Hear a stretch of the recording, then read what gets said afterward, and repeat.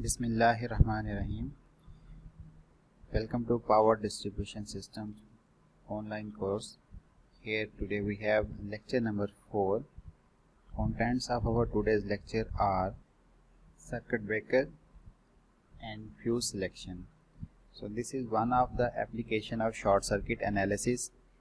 When we perform three-phase short circuit analysis, results of that analysis is used for the selection of circuit breaker and fuse rating. Now before going into the detail of circuit breaker and fuse selection, here we want to define few ratings of the circuit breakers. How we define an AC circuit breaker. A circuit breaker is a mechanical switch capable of interrupting fault currents and of reclosing. So mean by reclosing it, a circuit breaker can also make on a fault current. For example, there was a three-phase fault or any other type of fault in the system. We know that in case of fault, current will be much higher as compared to the normal current. Circuit breakers are capable to close its contacts on the fault current. So that is known as circuit breaker's capability to close a fault current. Because sometimes we need reclosing of the circuit breaker.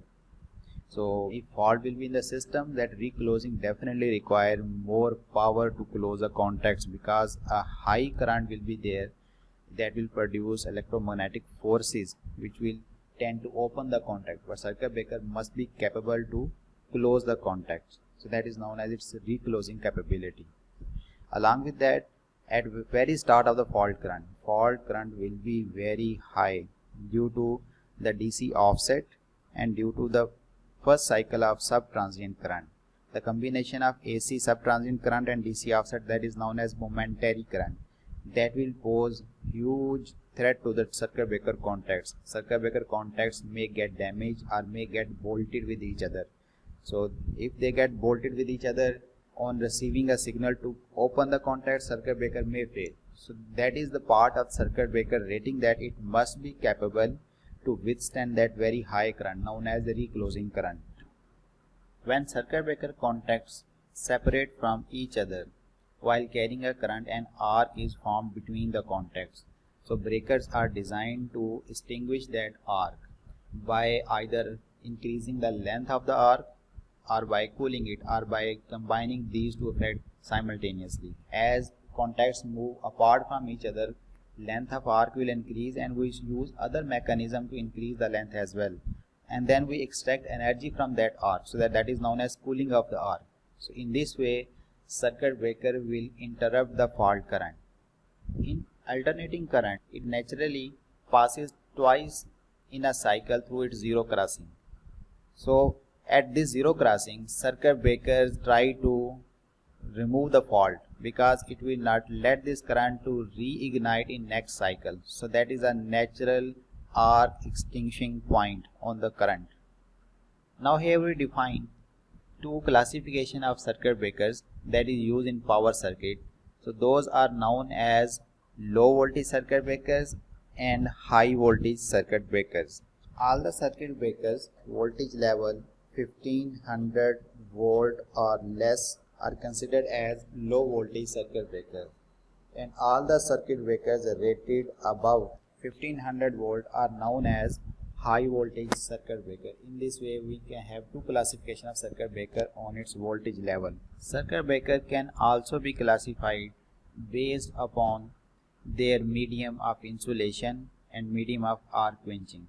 In this way, we can categorize circuit breakers as air circuit breaker, oil circuit breaker, SF6 gas circuit breaker, or vacuum circuit breaker. In air, oil, SF6 and vacuum circuit breaker, these are the medium of arc quenching. So that is the insulating medium that will exist between the contacts when two contacts are apart. Similarly, circuit breaker can also be classified based upon their operating mechanism. So we are not discussing here the construction of circuit breaker, so we will keep our focus on the selection of circuit breaker rating.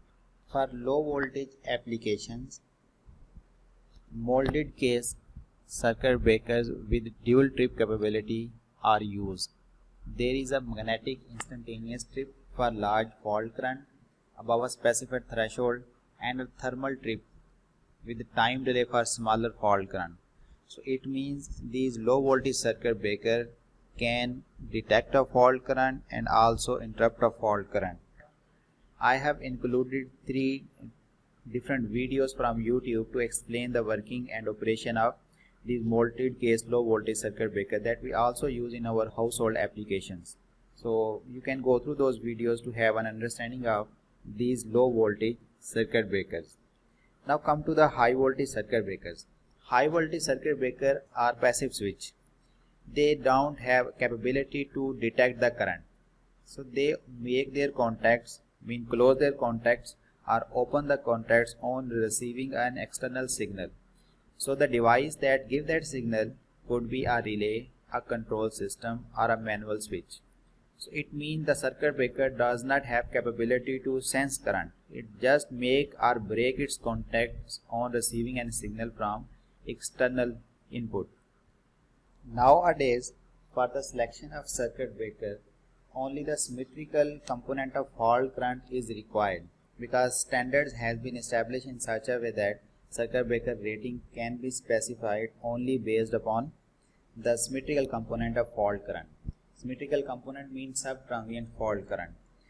So we calculate 3-phase fault current on a bus in a system and see the magnitude of fault current. Based upon that fault current, circuit breaker rating selection will be done. The procedure will be, we perform 3-phase short circuit analysis on the location where we want to install a circuit breaker, and then circuit breaker rating will be selected equal to or above our calculated fault current. Means circuit breaker must be capable to at least interrupt this current or its capability must be greater than that. Although these circuit breakers are capable to interrupt the additional DC offset in the current as well if the DC offset is not too high. If I repeat the sequence of action when fault occurs, at the moment of occurrence of fault, very high current will flow that consists of sub-transient component and DC offset, and that initial current is known as momentary current. And we know that both sub-transient fault current and the DC offset both decay with the time and their decay rate is very high. Initially a relay will sense this fault and make a decision that fault has occurred and then send a signal to the breaker. Meanwhile, the sub-transient and the DC offset will reduce from the initial magnitude. So that's why when circuit breaker will start moving its contact apart, already sub-transient current and the DC offset has slightly reduced from its initial very high magnitude. So that's why the circuit breaker which are just rated on symmetrical component of current are capable to interrupt small amount of DC offset current as well. Now we proceed towards the method of selection of circuit breaker. A simplified method for the breaker selection is called E/X simplified method. The maximum symmetrical short circuit current at the required location of power system is computed by using pre-fault voltages and system reactances after applying following simplifications to the system. Neglect all the resistances, shunt admittances, static loads and pre-fault load current. Static loads mean all non-rotating loads, all loads which does not include the rotating machines, induction motor or other motors, known as static loads. For example, lighting load, heating load. So we ignore the presence of all these components from the system. Second, ignore all induction motors rated less than 50 horsepower. Third, induction motors above 50 horsepower. For these machines, multiply their sub-transient reactance with a suitable factor, and that factor is specified in standards. So higher will be the rating of induction motor, smaller will be this factor. It means if the rating of motor will be less, its impedance will become higher, means its contribution towards fault current will become less. Because large size induction motor may contribute towards the fault for very short duration, but just after the fault their contribution will be there. So that must be included while selecting a circuit breaker rating. Fourth, synchronous motors sub-transient reactance is multiplied with 1.5 So it means synchronous motor will be modeled as a source to induce EMF in series with an impedance that is equal to sub-transient reactance of the machine multiplied by 1.5. So this sub-transient reactance when multiplied by 1.5 almost becomes equal to the transient reactance. In this condition, three-phase short circuit fault is analyzed and sub-transient current is calculated, and if X over R ratio at the fault location where we want to install the circuit breaker, if this ratio is equal or less than 15, in that condition whatever the fault current we get from that E over X method, the circuit breaker rating should be either equal or greater than that fault current rating. So this is how this X over R ratio will be used. Second possibility of X over R ratio, if X over R is greater than 15, it means the reactive part of that impedance is higher than 15 times of the resistance. Then the DC offset may not decay at very high rate. So due to this reason, when circuit breaker is called to open its contact, so there will be a sufficient DC offset as well as AC current. In that condition, the calculated fault current must be corrected based upon that ratio value. So standard also specify this correction factor that is required to correct the calculated fault current for the selection of circuit breaker.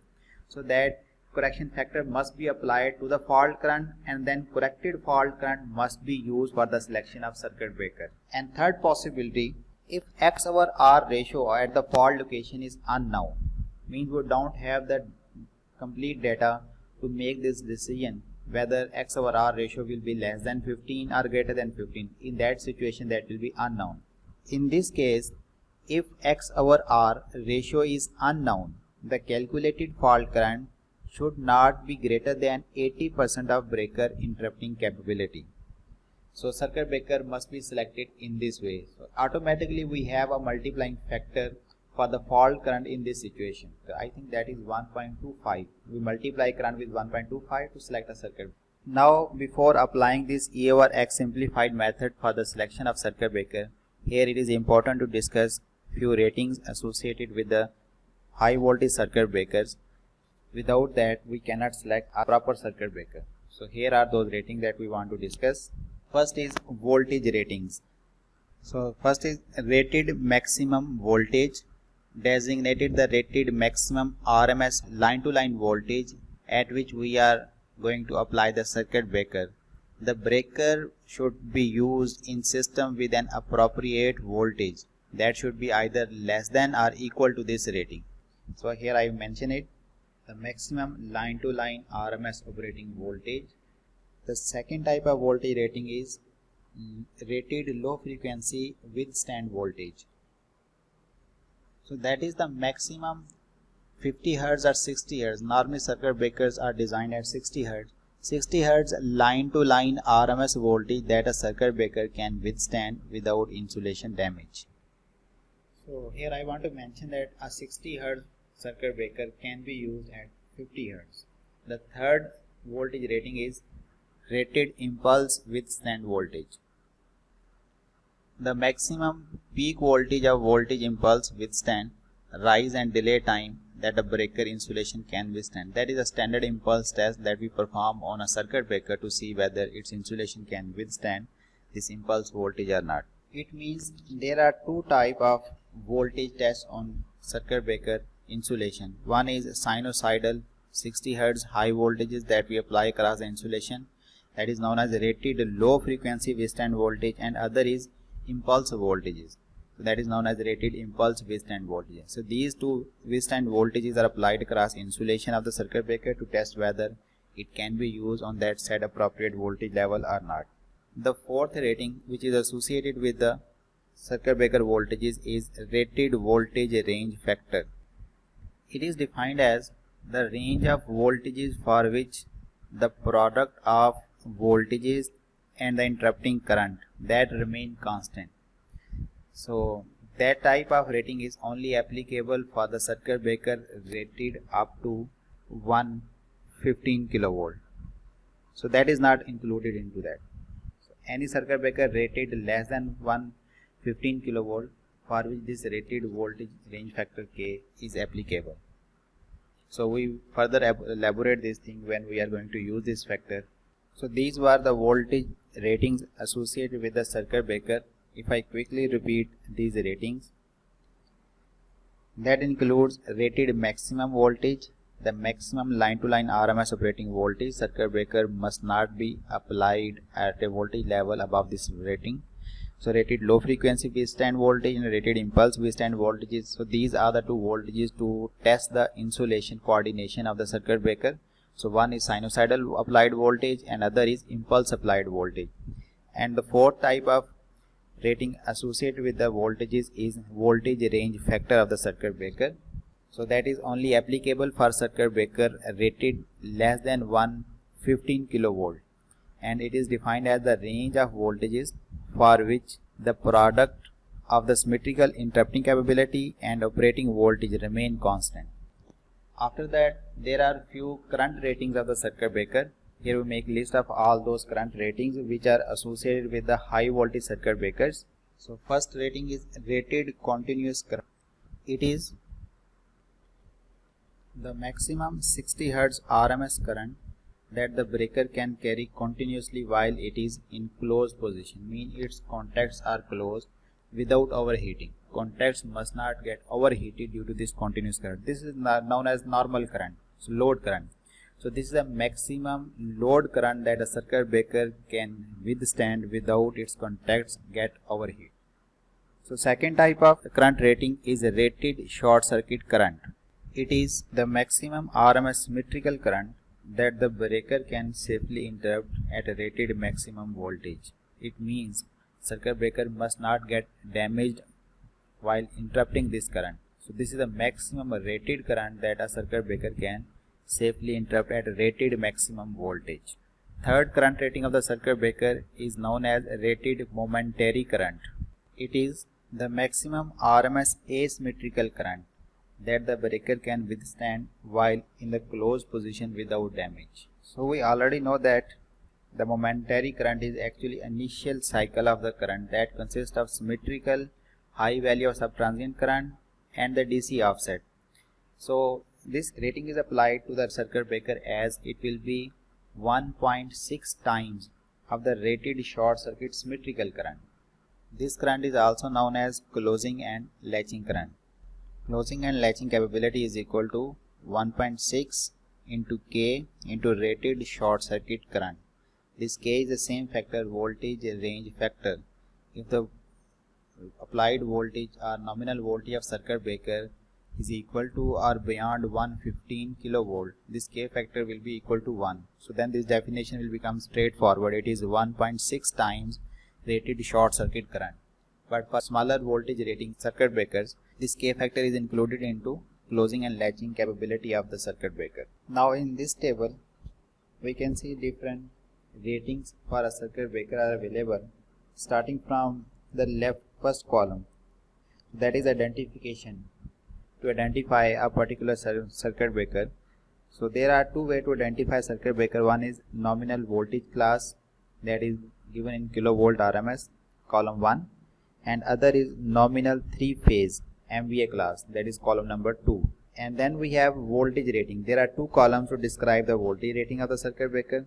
So first is rated maximum voltage, that we have defined a circuit breaker must not be used above this voltage level, and this is voltage range factor. Okay, so we shortly are going to describe what is mean by this voltage range factor. Then next, these two columns has a low frequency kilovolt rating and impulse voltage. These two are empty because here we just want to see the application of short circuit analysis for the selection of circuit breaker. So its insulation coordination and these parameters are not of our interest. So that's why in the textbook it is these two columns are not given. So then the last column on this page, column number 7, sub column 7 and 8. Here are two currents, rated continuous current at 60 Hz. Rated continuous current of the circuit breaker is a current that a circuit breaker must carry in its closed position without getting overheated. The contacts must not get overheated while carrying this current continuously. And here this loss column is a rated short circuit current. This is the current that a circuit breaker can interrupt at its rated maximum voltage without getting damaged. So this is a safe limit for the circuit breaker to interrupt the current. For example, the first row here, the first circuit breaker which has in column number 3 the rated maximum voltage 15.5. This circuit breaker can interrupt 8.9 kiloamps, 8900 ampere at 15,005 volt safely without any problem. Now here I want to mention, look at this circuit breaker which is has a nominal voltage class 115 kilovolt. It does not has any nominal 3-phase MVA class, okay, and its voltage range factor is 1. Okay. Now here we will specify what is mean by this K. The K factor, voltage range factor, is defined as this is the voltage range for which the product of operating voltage and the current remain constant. We know if we multiply voltage with current, that is power, and in case of 3-phase system, if we multiply with under root 3, V line to line voltage and current, that will become MVA. So this column, second column, give us the MVA class of the circuit breaker.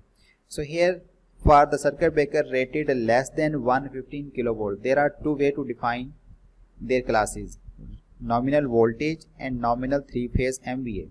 It means for the range of the voltage for which the interrupting capability in MVA remain constant is known as this K factor. Okay, what does it mean? It means if for the first circuit breaker, if we use the circuit breaker at lesser voltage, lesser than 15.5, then its interrupting capability will become greater than 8.9 kiloamps. Okay, and if we further reduce the voltage, capability will further increase. Okay, so up to which voltage value, if we keep on decreasing the voltage, interrupting capability in terms of current will keep on increasing. That is defined with this factor K. Okay, so how? If we divide this rated maximum voltage with the range factor, this will give us the minimum voltage for which interrupting capability will be maximum. If we move voltage less than that value, there will be no further improvement in the interrupting capability in terms of current. So this is how K is defined. When we solve a numerical and draw a graph, this concept will become further clear. What is meant by this K factor? So remember, K factor is not applicable on the circuit breaker rated above 115 kilovolt. Next, there are further columns. After this column 8, 9, 10, I will show you in next slide those columns. Here, column number 9, that gives us interrupting time taken by this circuit breaker to clear the fault. For small voltage rating, this time is 5 current cycle at 50 Hz frequency. So as the voltage rating of circuit breaker increases, that time reduces to 3 cycle and even to 2 cycle. So normally circuit breaker do this interruption in 3 cycle, their rated time. But if level of a short circuit will be low, they can interrupt the fault current even in shorter time. So that is for their rated maximum current. Then the next column number 10, that is rated permissible tripping delay. That is the delay between two consecutive tripping. Because if circuit breaker is tripped once, reclosed, and then how shortly after how much delay we can have another operation of the circuit breaker, that is defined by this tripping delay. So if this tripping delay will be smaller, it means we can have a quicker second operation of the circuit breaker. If this delay is longer, it means we cannot operate the circuit breaker again before that time. So it means for the first few circuit breaker that time is 2 seconds. It means second tripping operation of the circuit breaker cannot be carried out before 2 seconds. Okay, and in case of extra high voltage circuit breaker, this second reoperation, second tripping operation can be carried out just after 1 second delay. Then column number 11, rated maximum voltage divided by K factor. So this is now the range we get by that voltage range factor. If we divide the maximum rated voltage with that voltage range factor, this is the column that we get. So for example, for first circuit breaker, the rated maximum voltage was 15.5. When we divide it with its voltage range factor, the minimum limit of the voltage will become 5.8. Here it can interrupt current up to 24 amperes. So initially its capability was 8.9 kiloamps. Now it can interrupt up to 24 kiloamperes, at this voltage level. So this is voltage range factor, but the product under root 3 into this voltage 5.8 into this current 24, that product will remain constant. That is the MVA class of that circuit breaker. So look at this last column. So that last column is closing and latching capability of the circuit breaker, which is 1.6 times K into the rated short circuit current. So circuit breaker must be capable to withstand this closing and latching current. That is asymmetrical RMS value of current that circuit breaker must be capable to withstand in its closed position without getting damaged. Similarly, circuit breaker must be capable to close on this current as well. If fault is there in the system and we close the circuit breaker contact, definitely a heavy current will flow through the contact. Circuit breaker contact must be capable to withstand this current. So this is the meaning of the last current. Here we solve an example to see all the steps involved in the selection of a circuit breaker.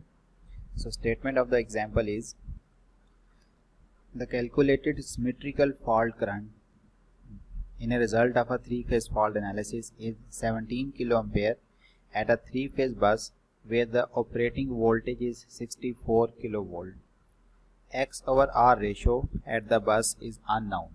Select the breaker for this bus. Now we use the table and see the voltage rating of the circuit breaker first.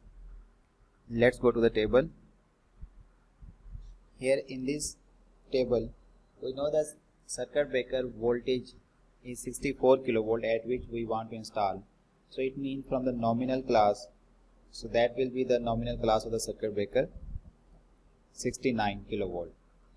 So let's see its rated maximum voltage, that is 72.5. Yes, it is well above our system voltage. System voltage is 64 kV and the rated maximum voltage of this circuit breaker is 72.5. Yes, based upon the voltage rating we can select the circuit breaker. Next we want to verify whether its interrupting capability is within range or not. So if we move from here, the fault current capability of the circuit breaker given as 19 kA at this rated maximum voltage, and result that we have obtained is 17 kA. So our three-phase short circuit analysis gave us 17 kA and this current capability is 19 kA. Now here comes the importance of X/R ratio of Thevenin impedance at the fault location. If X/R ratio was equal to or less than 15, then this selection of circuit breaker was done at this point, because 19 is greater than 17 kA, so it means the circuit breaker can be selected. The criteria is rating of the circuit breaker should be either equal or greater than the calculated short circuit current. So that is obviously greater than the calculated short circuit current. But in our case X/R ratio is unknown. It means the short circuit current must not be greater than the 80% of the circuit breaker interrupting capability. Okay, so what does it mean? It means now we calculate the 80% of this 19 kA and see whether it is greater than 17 or not. If it is not greater than 17, it means we cannot select this circuit breaker. This circuit breaker may fail to interrupt the fault current due to our DC offset in the fault. So that's why we will have to verify. But luckily there is another factor which will help us. This is our voltage range factor. For this circuit breaker, if we operate the circuit breaker at a voltage less than its rated maximum voltage 72.5, then we will get an advantage of increased rating interrupted current capability. It means now this circuit breaker can interrupt more than 19 kA because its range factor is 1.21. Let's see what is meant by this voltage range factor.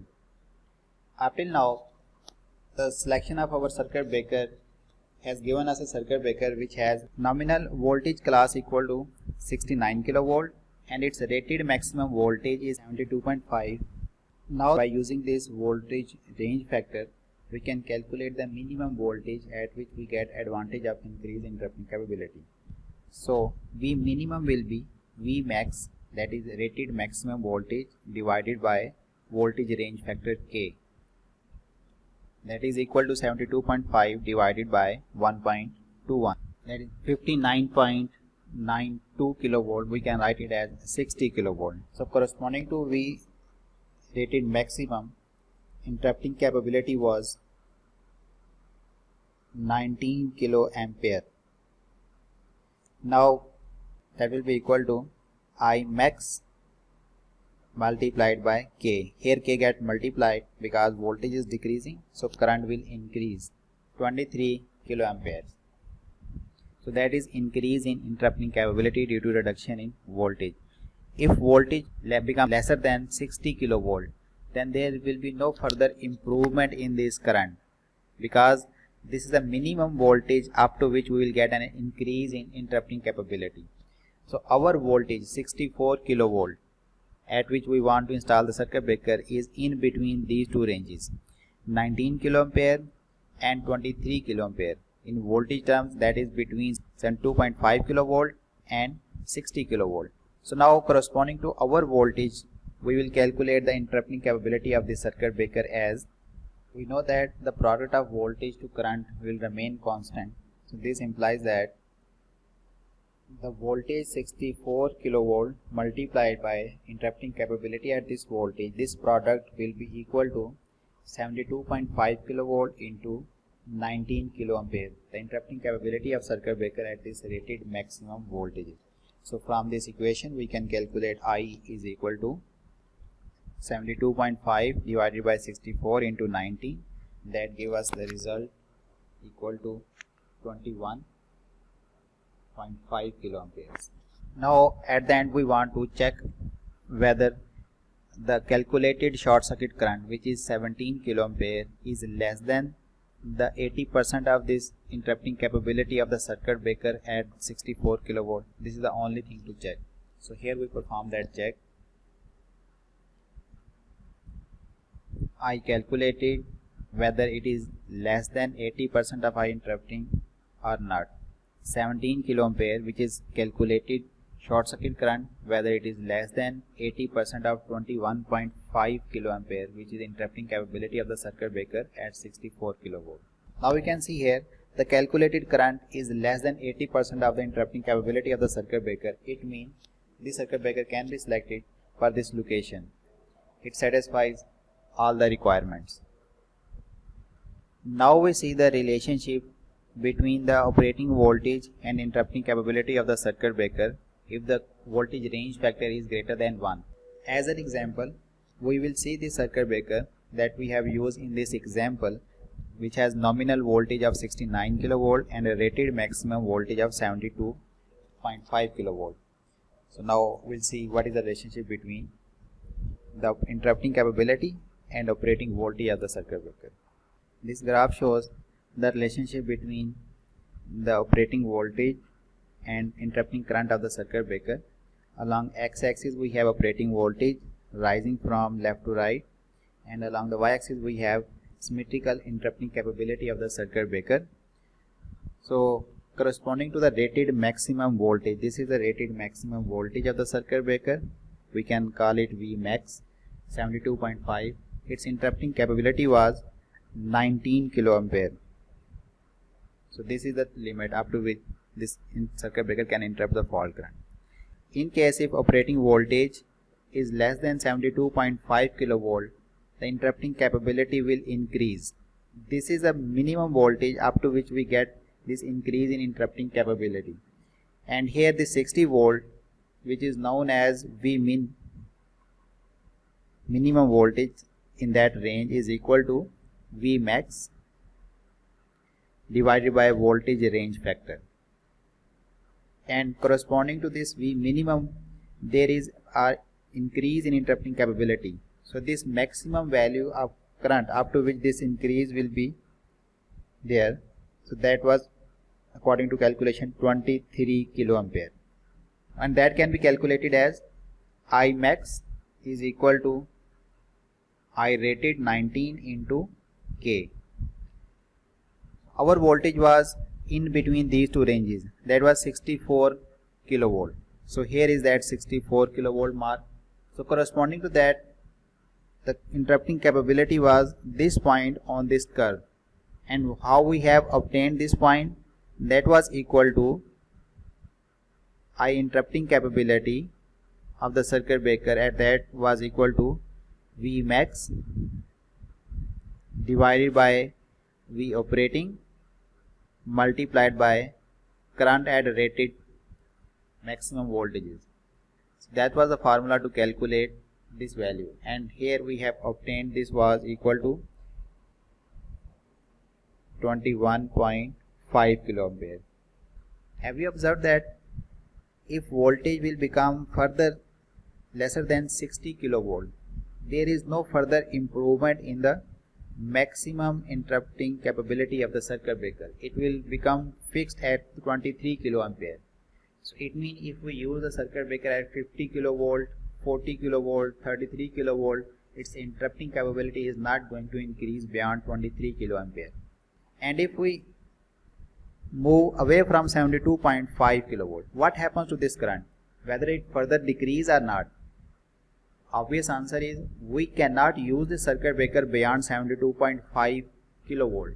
It is out of question to use the circuit breaker above this voltage, because the circuit breaker may fail to interrupt the fault even if the fault current is less than this 19 kiloampere. So there is no question about that. The circuit breaker cannot be used in a system where voltage will be greater than its rated maximum voltage. But if circuit breaker voltage range factor K will become equal to 1, what does it mean? It means now the circuit breaker characteristic will be like this straight line. No matter what is the voltage lesser than rated maximum, there is no improvement in interrupting capability of the circuit breaker. So it means all the circuit breaker which are rated above 115 kilovolt has K is equal to 1. No improvement in their interrupting capability, whether operating voltage is less than the rated maximum or equal to rated maximum. Here I will summarize all the steps that we have just discussed. For the selection of the circuit breaker, we need following data: 3-phase short circuit fault current. We use simplified E over X method to calculate this fault current. Its postulates and different points of E over X method has already been discussed. Once we had the 3-phase short circuit fault current, next thing that is required, X over R ratio of system impedance at fault location. There are 3 possibilities for this value. It could be equal to or less than 15, or it could be greater than 15, or this value is unknown to us. In either of these cases, we have a proper procedure to make a correction in calculated short circuit current. Third thing will be selection of the circuit breaker based on operating voltage. Circuit breaker rated maximum voltage must be either equal or greater than the operating voltage at which we are going to apply the circuit breaker. And fourth and final thing is selection of the circuit breaker based on the interrupting capability. Here we will have to consider this X over R ratio as well while selecting this interrupting capability. If X over R ratio is equal to or less than 15, then the interrupting capability of the circuit breaker can be equal or greater than the 3-phase short circuit current that we have calculated in step 1. And if X over R ratio is greater than 15, then a correction factor must be used that will correct the short circuit current according to the X over R ratio. So that will be given in the standards. So there are different standards that we follow. So available standards are IEEE standard for the selection of circuit breaker, or we can use IEC standard. So in the light of these standards, under the guidance of these standards, different countries develop their own local standards. So based upon this standard, we select a multiplying factor to correct the short circuit current. And if X over R ratio is unknown, then criteria is this 3-phase short circuit current should be either equal or less than 80% of this interrupting capability of the circuit breaker. So short circuit current must not be greater than 80% of interrupting capability of the circuit breaker if X over R ratio is unknown. So this is the criteria for the selection of the circuit breaker. Now we discuss the selection criteria of fuses. As we have seen in case of circuit breaker, there are few ratings applied to the circuit breaker. While selecting a circuit breaker, we just make sure that all the ratings are according to the operating condition. Similar is the situation for the fuses. Before discussing different ratings applied to the fuses, here we will discuss the fuses, how they are applied and what is their working principle, how these are used to interrupt the fault currents. In this diagram, we can see here a cutaway view of a fuse in which the inner portion, that is known as link, and this link is actually connecting point two ends of the fuse, and it is the fusible element of the fuse. When a heavy current will flow through the fuse, this link will get melt down and restrict the flow of fault current. So here this link is made of notches across its length. So these are the restricted segments. So definitely resistance of this link will be higher across these notches because of smaller cross section area. So this link is covered with a filler, and that is placed inside a cover. So that will be normally a glass cover, and that filler will be normally sand, and that link is made of silver. So this is a fuse, a simplest device that can provide protection against overcurrent condition. So once a heavy current will flow through this link, it will melt down this link across its entire length. So arc will produce, mean now current is flowing in the form of arc. So that arc heat will be absorbed by the filler and current will be interrupted. Now here we discuss the ratings associated with the fuse. Further characteristics of the fuses will be discussed in next semester in the subject of power system protection, where we discuss different type of fuses and their coordination with other protective devices. Here we will see how we can select a fuse for our application. So for the discussion of their selection, it is important to know the different ratings applied to the fuses. First is voltage rating. It is the RMS voltage at which fuse interrupts the fault current. So most of the low voltage fuses normally rated from 250 to 600 volt, and medium voltage fuses have voltage rating that may range from 2.4 kilovolt to 34.5 kilovolt. So that is low voltage, that is medium voltage. Second type of rating that is applied to the fuse is continuous current rating. The fuse should carry this RMS current indefinitely without melting. Third is interrupting current rating of the fuse. It is the largest RMS asymmetrical current that fuse can safely interrupt at its rated voltage. It is known as interrupting current rating of the fuse. In case of circuit breakers are rated based upon the symmetrical component of the current, but fuses are rated at asymmetrical current. Because fuses are current sensing and current interrupting device, they can interrupt the current even in the first half cycle of the current. So where the current and its DC component, symmetrical component and DC offset, both are very high, means fuses can interrupt the fault current during the momentary phase of the fault current. Standard interrupting rating for the medium voltage current limiting fuses includes 65 kA, 80 kA, 100 kA, and some modern fuses has the capability to interrupt even 200 kA current at medium voltage level. So this is the capability of the fuse. They can interrupt this much high current safely and within first half cycle of the current. Here we can summarize the selection of fuse as, while selecting a fuse for the protection against overcurrent condition, there are three ratings that must be defined. First thing is voltage rating. The fuse voltage rating must be equal to or greater than the system voltage at which fuse is going to be used. Second is continuous current rating. Fuse continuous current rating must be equal to or greater than the maximum possible normal current that may exist in the system. And fourth is interrupting capability of the fuse. Interrupting capability of the fuse must be equal to or greater than the maximum possible asymmetrical fault current in the system. So these are the three ratings that must be considered while selecting a fuse. So selection of fuse is much simpler as compared to selection of the circuit breaker, and coordination of fuse is even simpler. That will be discussed in next course of power system protection.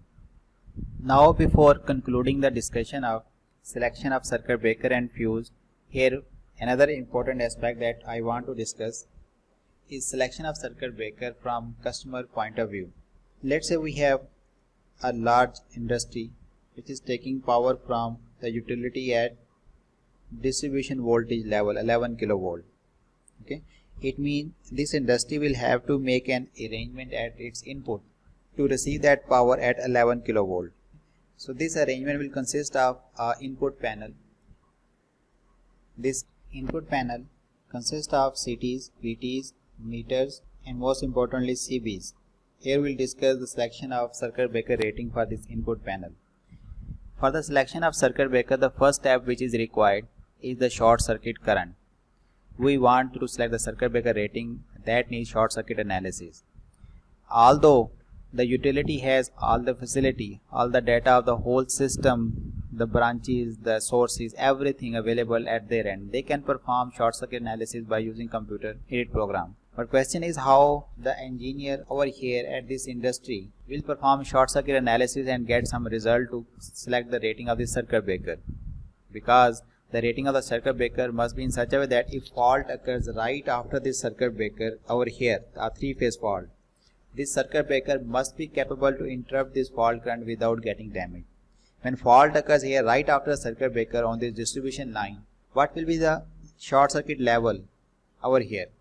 This is important to note. Based upon the short circuit level, circuit breaker rating will be selected. So this industry will demand from the utility what will be the short circuit level if fault occurs at their input panel. So the utility normally provides this data in terms of short circuit MVA. So utility will provide short circuit MVA at rated system voltage. So from the short circuit MVA, this industry will translate this information into system Thevenin equivalent and find out the system current. What will be the level of short circuit current? Now here I will show you how we can convert short circuit MVA into short circuit current. Short circuit MVA will be equal to under root 3 times nominal kilo voltage of the system into I short circuit into, so here in this formula nominal kVA for our given situation, that will be system voltage 11 kilovolt. If some industry is taking power at 132 kilovolt, then its nominal voltage will become 132 kilovolt. So in this equation, the only thing unknown is I short circuit. I short circuit will be short circuit MVA divided by under root 3 times nominal kilovolt. So that will be current in amperes. So in this way, short circuit MVA can be converted into I short circuit. So this I short circuit can be used to select the circuit breaker interrupting capability at the user end. And similarly, from this information provided from the utility side, the consumer or customer can also develop the Thevenin equivalent of whole power network at the point of connection. So how that Thevenin can be developed at that point? So we will have to transform this calculation from their system international unit to per unit. To convert this short circuit MVA into per unit MVA, we need base short circuit MVA. So that can be calculated as base MVA under root 3 times base MVA will be equal to under root 3 times base kV into I base into 10 raised to power minus 3 to convert this into MVA. So now if we assume that the nominal voltage is equal to base voltages, then the per unit short circuit MVA is equal to I short circuit in per unit. So this is the relationship between the short circuit MVA in per unit and short circuit current in per unit. Both will become equal to each other. This short circuit MVA was calculated by dividing this equation short circuit MVA with this base MVA equation.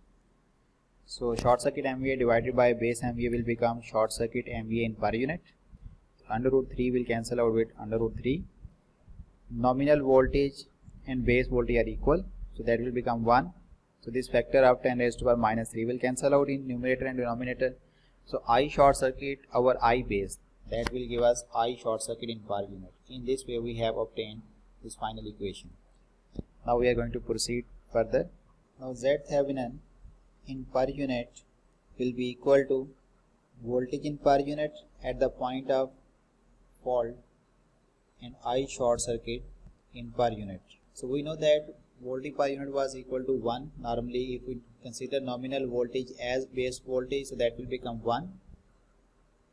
So that is I short circuit per unit. So I short circuit per unit is equal to short circuit MVA in per unit. So by using this formula, if we take the reciprocal of short circuit MVA in per unit, we get Z Thevenin of the system. So we can build the Thevenin equivalent of whole system as we have a voltage source that has voltage 1.0 per unit and an impedance of the whole system. Normally we neglect the resistance, so this Z Thevenin will become X Thevenin in per unit, the total reaction, Thevenin reactance of the system. So that will become X Thevenin of the system in per unit.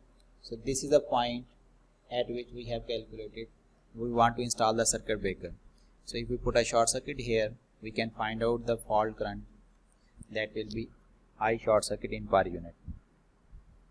So this is a procedure how we can develop the system Thevenin equivalent, because this is required if the utility want to perform short circuit analysis into their network, because they have a transformer after that circuit breaker, and if fault occurs on the other side of the transformer, what will be the rating of the circuit breaker that to be installed on the other side of the circuit breaker. So that's why they need a Thevenin equivalent, so that they can insert their, I will show you how they will insert their system transformer impedance and then put a short circuit at this point to see what will be the level of short circuit if fault occurs after the transformer, if they want to install a circuit breaker at this location on the LT side of that transformer. It is quite possible that some large industry is taking electrical power at 132 kilovolt. So they have their own transformer which will transform 132 to 11 kilovolt at their end. So it means that transformer need a circuit breaker at 11 kilovolt as well as at 132 kilovolt. So 132 kilovolt circuit breaker will be selected by using the previous discussion. Now they want to calculate the short circuit fault when fault occurs on the other side of the transformer, so that they have a circuit breaker rating according to that. So they need a Thevenin equivalent so that they can put the transformer reactance here in series with that Thevenin equivalent and then put a short circuit to find out the fault current at their end. So this is the procedure that will be used. So a student from the previous session has asked me this question, sir, I am working in some company and they have asked me to calculate the rating of the circuit breaker and I don't have any data how to proceed. I asked that student, please ask the utility to give you a short circuit MVA at their point of connection, and then you can proceed in this way. If you have any question regarding this lecture, you may note down that question and ask during the live session. Thanks for your patience. Thank you very much.